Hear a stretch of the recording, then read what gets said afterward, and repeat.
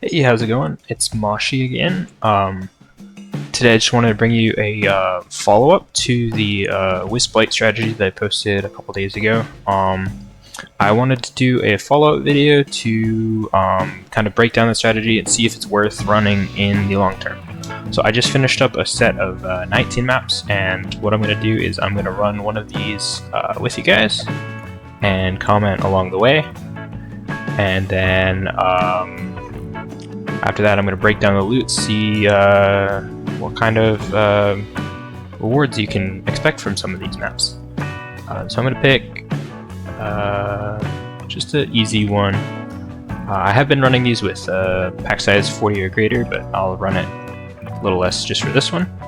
And so this is the Wisped Blight strategy that I ran prior to. I was having troubles. My build was struggling to complete the blights. So I made a few upgrades. Notably, I got a new chest piece for my trickster, new boots, and a few changes to the tree. You can see I'm no longer armor, and I'm focused on pure evasion. Got some new cluster jewels, and most notably, I think the biggest help for me is I was able to fit flesh and stone into my reservation setup. I picked up a reservation efficiency cluster that I crafted, and I have another one with self-control. And flesh and stone is just another nice defensive layer that the build did not have before. And as you can see, or as you'll see in a little bit, this is significantly stronger for this type of content. So without further ado, I'm gonna get started. Just to, in case you haven't seen the strategy, it's Titanic Scarab Legend, Titanic Scarab, and double Wisps with Blight Heart.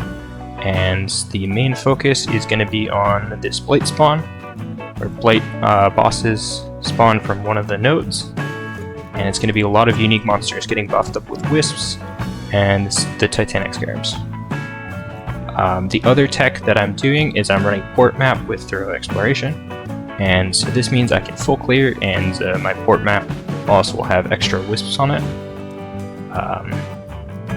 And yeah, I'll get started.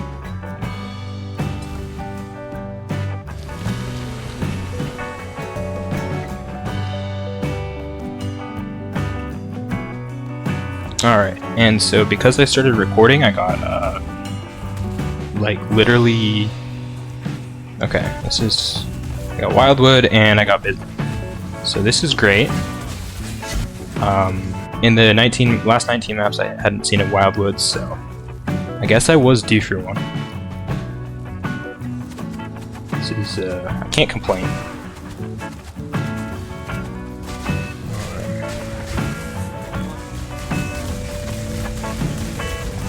Holy shit, these guys are tough. It'd be pretty cringe to die right here.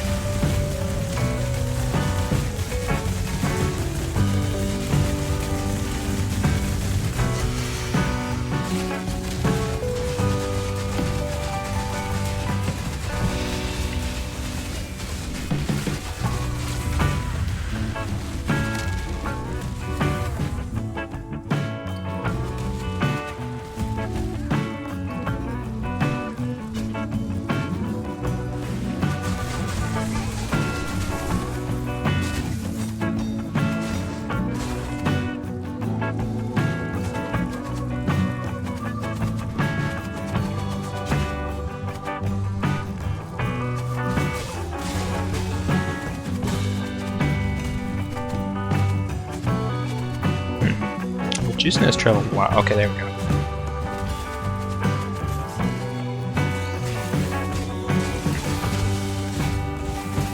And again, I'm not great at Wildwood here, so if I'm like making some clearly obvious mistakes, I'm sorry. But yeah, so I juiced that trail. Not sure where I want to go from here. There's two events that I found already. I think I'm gonna juice up. I think I'm gonna be able to find another event this way. I did get one refill, so I spoke too soon. Okay, this was okay. Got a lot of Quant Wisp, which is not bad. No blue, but take what we can get. Obviously, the Wisp Scarab will add blue, so there'll still be some.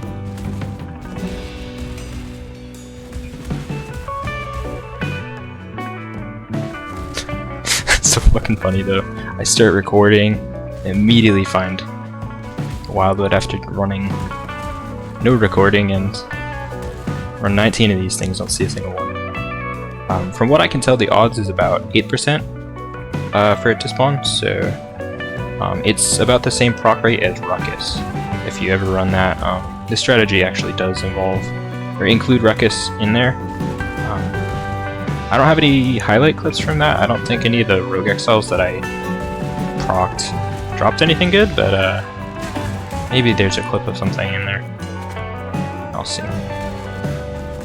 Oh, I see what happened. So I found this one here, and then I was, instead of, yeah, I should have gone further. That's it's kind of a shit layout. I don't know what I should have done differently. Should have gone further down, but take what I can get. See what we can get for altars. Another change from the strategy that I had, I should actually mention this, is that I have the Elder's Cage now, so I'm making sure to pick blue altars. And I've gotten some currency dupes from that, nothing significant. But just having those altars, I think, is going to be the best way to safely juice these maps.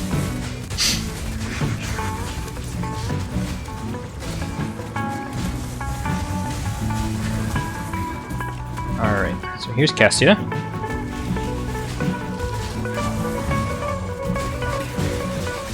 Not gonna run this quite yet. I want to run to the end of the boss, or end of the map here, make sure all the monsters are dead. Pick up all the altars, and then I'm gonna run back, grab what shrines I can, and run this blight here.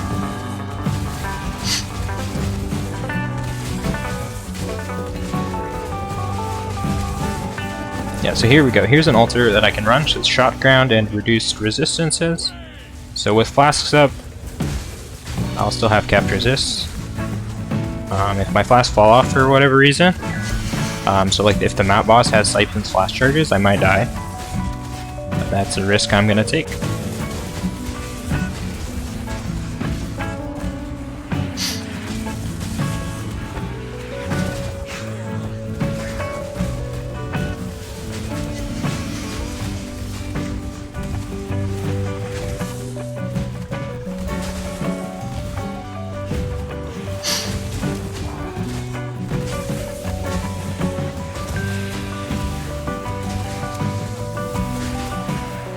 It's kind of tedious doing the thorough exploration.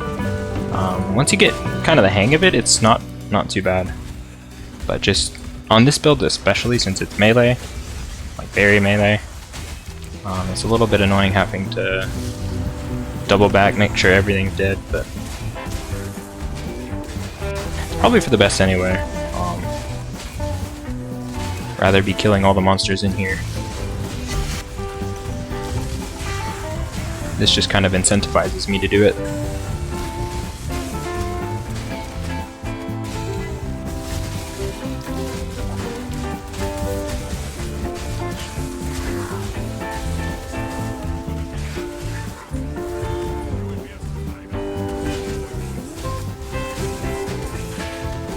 And the other thing that is pretty good about these maps is the gold drops. So all these regular mobs getting extra wisps on them means that the gold drops are pretty significant.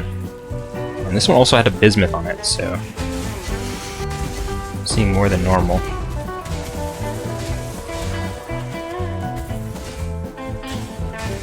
And nothing's gonna help me there for the altars.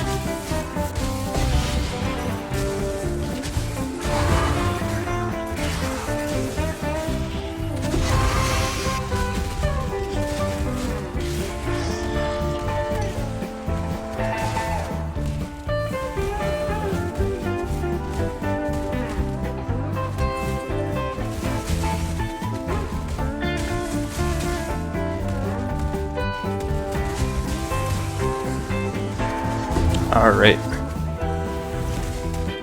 So it's procced under 50.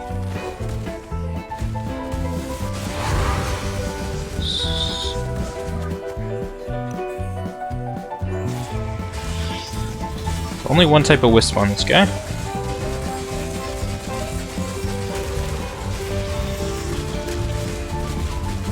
I'll be here in a second. But swapping over to pure evasion was, I think, the right play to make this character stronger.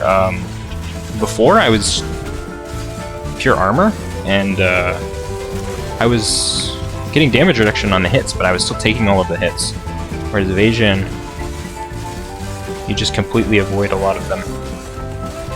And, I mean, the hits that you do take are bigger, but that's why I got the big health rule, fortify, stuff like that. Flesh and stone.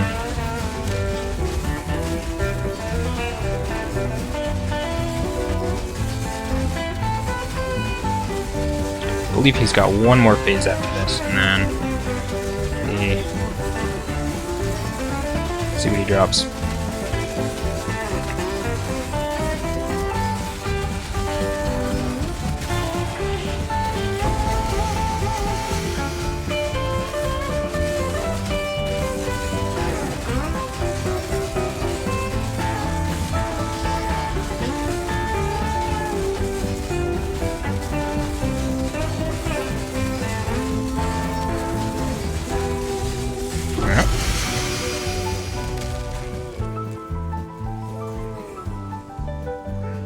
Nothing too interesting. Some uniques. I mean, it drops a lot of stuff. Some of the reward conversions can be good. I think one of them I got like a bunch of alterations.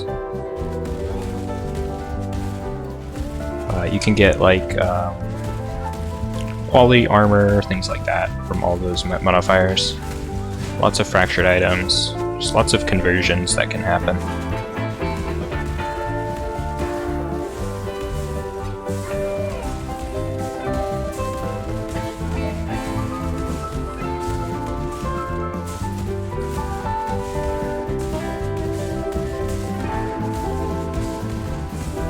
So I'm optimistic about this strategy. I think in the long term it's going to be viable. Short term, I think it's a little bit high variance. And you could definitely make some mistakes that will cost you some currency. Yeah, this one's going to be tough. I'm not sure about this one.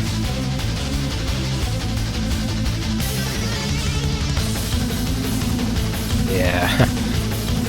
It's one of the ones where I'm just like, I don't know. I don't know if I'm going to be able to do this yet.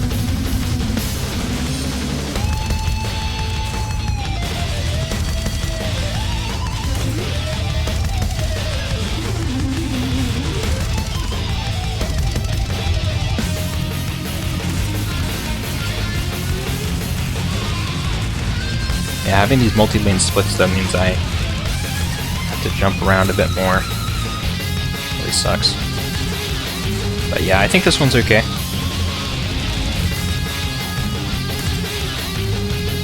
Not the most juice. The best ones that I've found are the ones where you get all of the lanes, like 7, 8 lanes. Just more monsters.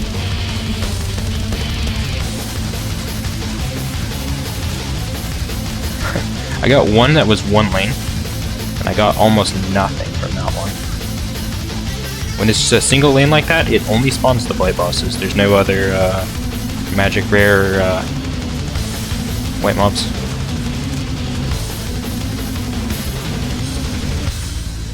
Yeah.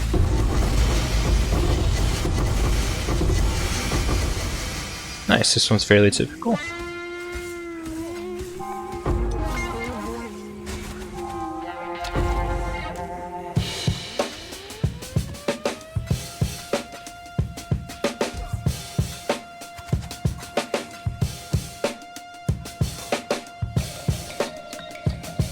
Noting's plenty of useful stuff. What I've been doing with a lot of these junk uniques is I've just been picking them up, IVing them. Oh, there's a goal. 1 second.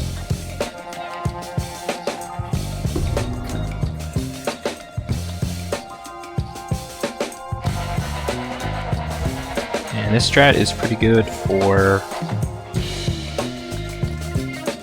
just random uniques.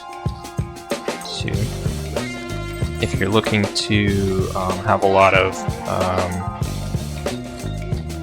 you're trying to dust a lot of uniques, you need a source for those. This is pretty good. But basically, at the end of these maps, run to this blight pump and pick up just a bunch of random trash uniques, throw them in my disenchanter.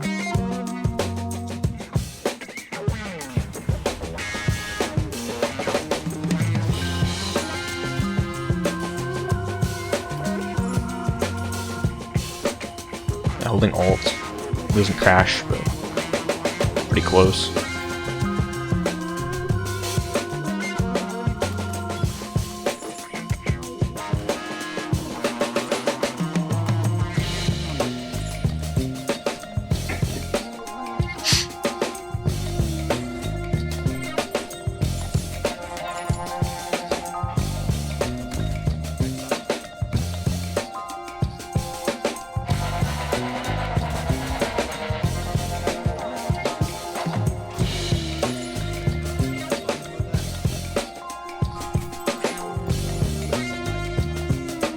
And nice consistent dust source. Alright, so I'm going to tabulate all this loot and I'll see what the final results look like. That was the set of 20 maps, so it should be interesting.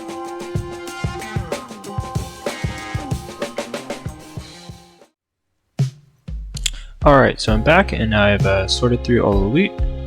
For the write down, in terms of currency, I dropped 4 divine orbs, 5 puzzle boxes, a reliquary key, 2 sacred orbs, 1 containment, 2 silvers, and yeah, that's about it.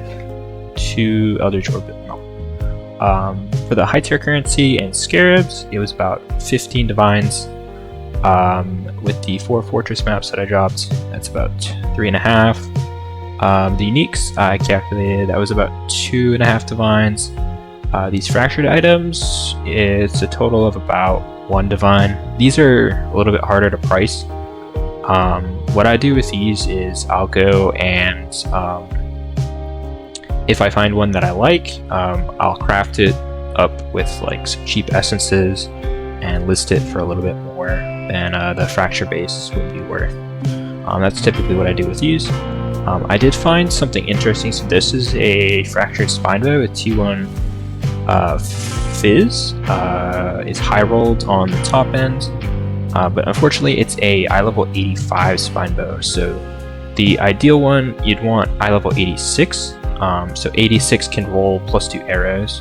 So this one can only ever roll plus 1 additional arrows, which means the base is considerably less desirable. And if it was 86, it would be about worth like 8 divines, but as it is, I'm counting this as not much. These probably won't end up selling. I did end up finding 1 quality item, which is this royal axe with 29% quality. I don't think that's worth anything. But yeah, notable uniques, I did find a Hyres Ire. I dropped Skyforth, which is pretty weird. I dropped Asenath the Gentle Touch. Yeah, Aracali's Fang. Just some interesting things.